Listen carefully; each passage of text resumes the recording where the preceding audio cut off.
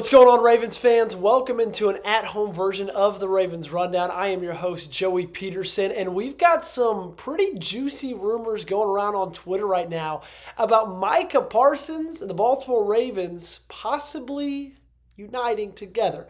Jeremy Fowler went on ESPN earlier today, talked about the Micah Parsons situation with his agent, with Jerry Jones, and then he rattled off a couple of teams who, in his mind, he feel like would be interested in the star pass rusher, and the Baltimore Ravens were one of the teams that he mentioned. We got a lot to get to in today's episode. Before any of that, though, make sure you hit that subscribe button, okay? Whether I'm in the office or whether I'm at home, I'm right here on the channel covering the Baltimore Ravens. So if you have not yet, it's free to do so. Subscribe today to the Ravens Rundown. Okay, let's talk about the contract situation as it sits right now with Micah and with the Cowboys.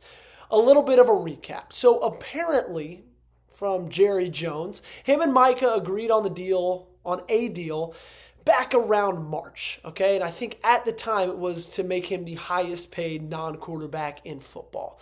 And then Micah Parsons' agent, David Mulgeta, who has been known over the past couple of years to cause a lot of stir among agents and their franchises and their players' franchises. And so this isn't anything new for Mulgeta.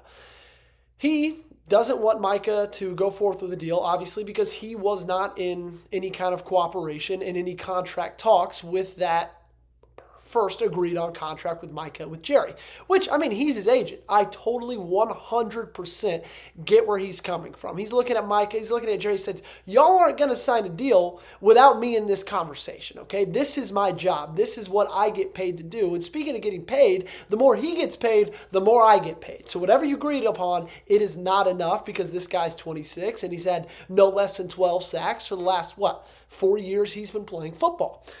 And then there's been a ton of drama outside of that. Micah Parsons requested to be traded.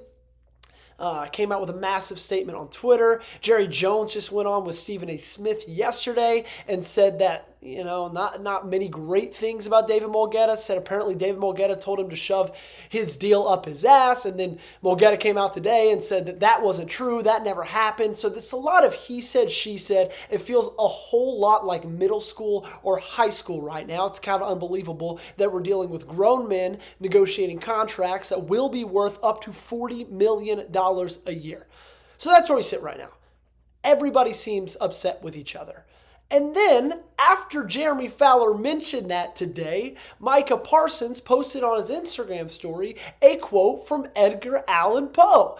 Now, I know this isn't anything new that we've seen, these cryptic social media posts. This is the exact same thing Devontae Adams did back in October, I think it was, maybe late October, right before the trade deadline, kind of when everybody was thinking that maybe he'd be interested in coming to Baltimore. He then went and posted on his Instagram story an Edgar Allan Poe quote. I freaked out about it. You probably freaked out about it as well. So this is no different than that situation. But Jeremy Fowler, a guy who's an NFL insider who works for ESPN, mentioned the Baltimore Ravens as a team by name that might be interested in Micah Parsons. Now, do I think that's true?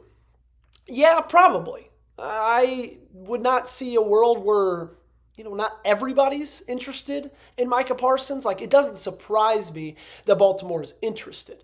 But will it happen? No. I don't think so. I don't see a world in which this does happen because you have to think about who you're going to have to pay on this team. They're going to want to pay Isaiah Likely. They're going to want to pay Tyler Linderbaum. They're going to want to pay Kyle Hamilton. They need to extend Lamar Jackson. Like, those four contracts worth right there are going to be worth hundreds of millions a year. Probably a little bit over $115 million a year for those four players alone. And then you add on to that Micah Parsons, who's probably going to get somewhere around $40 million a year. And so to me, it just doesn't make sense from a math perspective. And also when it comes to Baltimore, we know that Eric DeCosta is a little bit more, I don't want to say risk averse, but he doesn't love taking risks, not even really in free agency. And honestly, Dallas doesn't seem like they're in any way, shape, or form wanting to get rid of Micah Parsons. Jeremy Fowler said today on ESPN it would take a Herschel Walker type deal for the Dallas Cowboys to get rid of Micah Parsons. And if there's anything we know about Eric DeCosta is that he values the NFL draft almost more than everything. That's why they don't do many things in free agency, because he likes getting those compensatory draft picks, because he looks at the draft as something that is kind of a guessing game. And in his mind, the more throws you have at the dartboard, the better chance is you hit a bullseye, which makes a lot of sense. I think we've seen pretty much across the board from all teams in the National Football League over the last, forever in the NFL draft, it's kind of a guessing game. Sure, you can do your scouting, you can do your research, but at the end of the day, no one's ever going to be certain of anything. And Eric DeCosta likes having as many draft picks as he can get. And so, if it's going to take a Herschel Walker type trade for the Dallas Cowboys to let go of Micah Parsons, you got to remember, throw it back to that time, that was worth 5 draft picks. 5. Eric DeCosta's not doing that. And even if he did do it or wanted to do it, would it make sense for him to do it? I don't think so. Not financially, at least. Now, I would love the move. I'd absolutely love it. I just don't see it happening. It just doesn't make sense. There's a whole lot more teams, in my opinion, across the National Football League that are better suited financially and from where their ownership and general managership lies than the Baltimore Ravens. I love this team, but we all know this is a very safe team. They like to draft, they like to develop, and if they sign people in free agency, it's never to a lot of money, okay? And it's rarely a splash. Derrick Henry last year was kind of one of those rare circumstances. We all know that's something that we don't see often, following this team, covering this team. So I don't think that's going to change when it comes to Micah Parsons, no matter how badly Jeremy Fowler thinks the Baltimore Ravens might be interested. Sure, do I think they could maybe have reached out, inquired? Yeah, sure, and I'm glad they did. If I'm Eric DeCosta, the least I'm doing is picking up my phone, calling Jerry Jones, and saying, hey, I know this is crazy. I know we probably aren't going to be able to do it. I know we probably wouldn't want to do it, but what's it going to cost to make Micah Parsons a Baltimore Raven? And then Jerry Jones hears that and just hangs up the phone.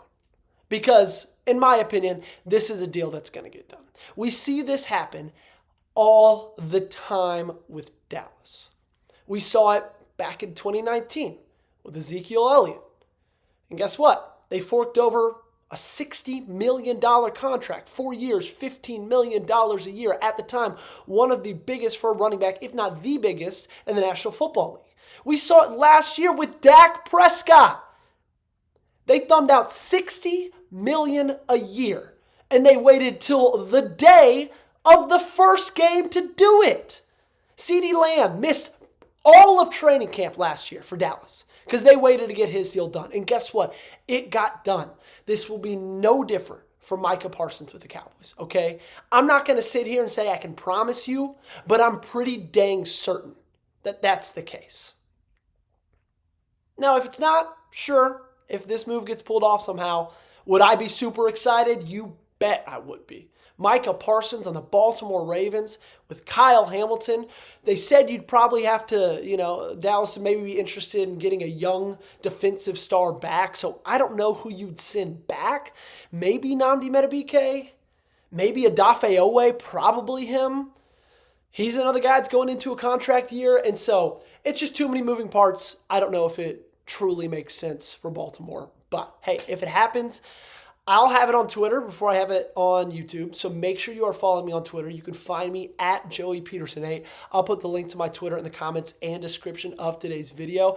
And make sure you're subscribed to the channel, because if that happens, I promise you we will be going live and it's going to be a lot of fun. So make sure you don't miss out. Okay, hit that subscribe button, turn on those notifications. That way, anytime we post a video, you can be right there. You can be in the comments section. Appreciate you guys for tuning in today. If you're still watching, just a reminder, we'll be live tomorrow morning for Ravens Commanders. Okay, we'll be going live 10 Central, 11 Eastern, and we're going to be live for the entirety of the game. It's going to be an absolute blast. So I hope I see every single one of you guys there.